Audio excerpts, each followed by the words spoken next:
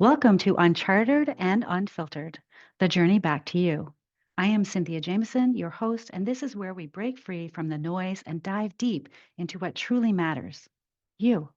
If you're tired of the shoulds, the expectations, and the pressures to fit into a mold that doesn't serve you, you're in the right place. This isn't a podcast about easy answers or sugar coated advice. This is your invitation to reclaim your path, embrace the unknown, and become the bold, unapologetic version of yourself that's been waiting to show up. It's time to get unfiltered. Let's get started. Hello, hello, friends. How are you? I hope that you are having an amazing beginning to your week. I am sitting outside as I record this today, and it is one of those beautiful September days where the air feels fresh and the sun is just right. So, apologies ahead of time if you hear any lawnmowers or anything like that in the background. You'll have to consider it part of the soundscape of today. Now, I want to start today with something that has been sitting heavy and hopeful on my heart. And isn't that just life's paradox? This past week, Canada lost a giant in the disability rights movement, Lorraine, and I have never had the privilege of meeting her, and yet her story landed in me like a spark. And here's why. The ripples of her legacy, which were grounded in love, in inclusion, and in human dignity, remind me that leadership has never been about titles or spotlight moments. It's about showing up again and again and again and again with persistence and conviction to make space for others to belong. And I will be very honest with you. There is some discomfort within me as I share this episode with you today. Again, I never met her. And part of me wonders, who am I to tell her story? But the pull to speak about it and the lessons that her life holds for all of us is stronger than my hesitation. And maybe that's part of the lesson too. Sometimes the call to act, to share, to lead is bigger than our own comfort. And I'll be even more transparent. This weekend, I didn't know what I was going to record this podcast episode on. I stared at a blank page and I saw a blank mind more than once. And then I read about Lorraine and I just knew. And perhaps it's by no accident that her story found me in this moment.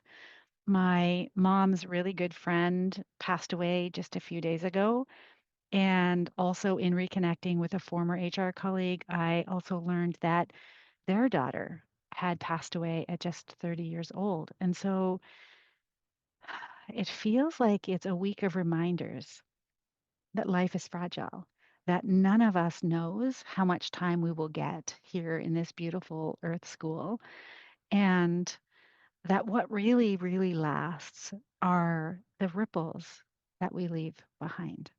And that's why Lorraine's story matters, not just for disability rights or policy or advocacy, although that is amazing, but for every one of us that is asking right now, what difference will my one life make?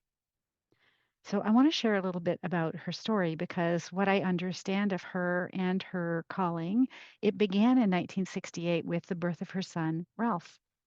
And I believe that was her third child. And that moment of love, and if you're a parent, you know what I'm talking about. That moment of love became her life's work, improving the lives of people with intellectual and other disabilities. And from what I understand, she raised her family. She gave countless hours as a volunteer, went on to serve nearly 20 years with the New Brunswick Association for Community Living, including as executive director. She partnered with boards, governments, communities to push human rights forward, social justice and inclusion forward. And in her later years, she turned her focus to affordable housing because she knew that without secure foundations, progress could crumble. Now, I understand her work was recognized with national awards and life memberships, but what strikes me most isn't the recognition. It is the persistence. It is the showing up. It is the refusal to give up decade after decade. And she has done this work for over 50 years. And I understand even up to the later, like up to the end, she was advocating, she was mentoring, she was leading. And there's also this part of her story that really made me smile, which is she was also known for balancing her meaningful work with life's simple pleasures. She loved to curl, she loved to golf, she loved her birthday lunches with the girls, she loved summer at the cottage, winters in Florida with her husband, and her these are, her daily glass of cheap red wine is how it was written. And that balance has me thinking about like the two ends of the spectrum. There's purpose, there's pleasure, there's conviction, there's joy. And this is what made her leadership sustainable. And that is so important. And as I sat with her story, there were so many pieces of it that have resonated with me, but her legacy reminds me that leadership isn't about all of the things we tend to think that it is. It's not about titles. It's not about applause. It's not about the spotlight. It's not about recognition. It is this motivation to show up with this discipline, conviction, and making and creating space for others to belong. And it gave me pause because so often the leaders that I coach and myself as well, and maybe you listening to this right here, right now, we get caught up in the trap of proving and performing and pushing harder, chasing the next achievement, chasing the next promotion. And you think that you need the right title, the polished words, the flawless presence. But Lorraine's life tells us the opposite of that. Leadership isn't about having all the answers. It's about showing up for the questions again and again and again. How do we put our heads together? How do we figure this out? What are the solutions we can create together? What are the barriers we need to overcome? What have we tried? What haven't we tried? What could we do differently next time? I'm just thinking about all of the questions that are relevant that we could ask ourselves. And also, I mentioned this a moment ago, leadership isn't about chasing the promotions. Again, that can be amazing. But what if it's your calling that qualifies you, not an org chart, not a position? And again, what I loved about hearing in her story and imagining her living her life based on what I've read and been told about her is how she lived this idea of both and both meaningful work and life's simple pleasures, both impact and joy. That's the kind of leadership that lasts decades. That's probably why she was able to keep going as long as she was able to keep going. This isn't something that fades out over months. And her story is reminding me that giants don't always look like giants in the moment. Sometimes they look like neighbors, parents, colleagues, sisters, brothers, people who keep showing up and who keep choosing joy along the way. And so I want to talk a little bit about some of the lessons that are for us in this because her story, like what does her story mean for you? Especially if you're leading in messy times. Maybe there's new teams, there's reorgs, there's layoffs, there's politics, there's the pressures that you have each and every day to attain the results that you've been charged to achieve. And here are some of the things that I'm hearing, which is your calling is enough. Stop waiting for permission or titles. Again, Lorraine's qualification was the love of her son. And from there, she built an entire movement for over 50 years. And maybe for you, it's leading a new team through a reorganization or finally setting the boundary that gives you your evenings back. That can be a calling too. The second lesson is persistence outlasts polish. I'm reminded of the story of the tortoise and the hare. And leadership isn't about charisma or perfection, it's about consistency, showing up again and again, each and every day, every moment, every second, even when no one claps. So I invite you to think about that meeting where you don't have the perfect words, but you show up with honesty anyway. That's leadership. The third lesson is progress is fragile. So whether it's inclusion, culture, or trust, you can't set it and forget it. You have to keep tending to the ground. You have to keep pulling out the weeds and putting in the fertilizer and coming back and watering what it is that you're growing. And so if you've just come through layoffs, you know this. Morale doesn't fix itself. You have to nurture it. You have to protect it. You have to keep people connected, engaged. You have to be with them. The fourth lesson is balance is fuel, not distraction. And Lorraine curled. She laughed. She poured the wine, or somebody poured the wine for her. She knew that for her, joy wasn't optional. It was what made her advocacy sustainable. And for you, maybe it's shutting the laptop at 6 o'clock or saying yes to the run or being fully present at your kid's soccer game. Balance is what fuels you to keep going.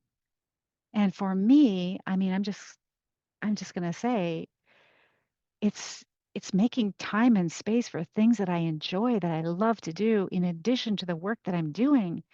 And I hadn't realized until this relocation how much of those things I was missing.